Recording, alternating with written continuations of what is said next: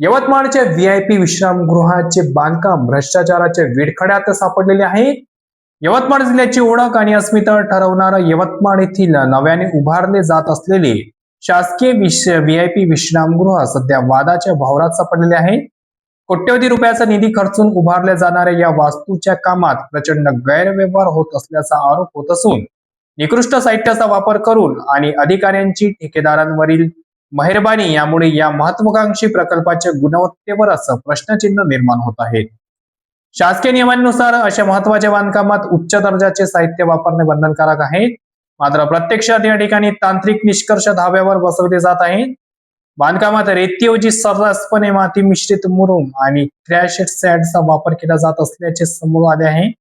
तसेच सिमेंटच्या ज्या विटा वापरल्या जात आहेत त्या अत्यंत ठिसूळ असून बांधकामाला आवश्यक असलेली क्लिअरिंग म्हणजे पाणी देणे ही प्रक्रिया पूर्णपणे दुर्लक्षित करण्यात आली आहे.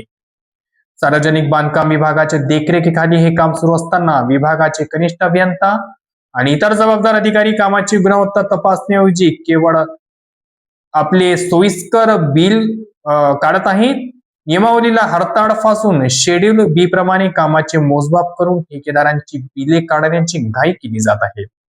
अधिकारी कामाच्या ठिकाणी हजेरी लावत नाहीत, उलट ठेकेदाराशी हात मिळवणी करून शासकीय तिजोरीवर डल्ला मारण्याचे काम करत आहेत अशी चर्चा सध्या स्थानिक स्तरावर होत आहे. हे विश्रामगृह म्हणजे जिल्ह्याचा चेहरा आहे, जेथे राज्याचे मुख्यमंत्री, मंत्री आणि उच्च पदस्थ अधिकारी मुक्कामी येतात.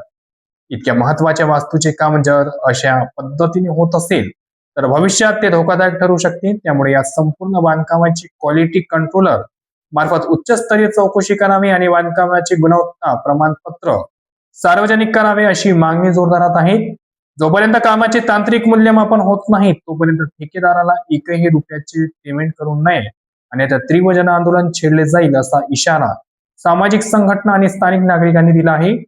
आता सार्वजनिक बांधकाम विभाग यावर काय पावले उचलतो आणि या भ्रष्टाचाराला चाप लावला जातो काय, याकडे आता संपूर्ण जिल्ह्याचे लक्ष लागले आहे.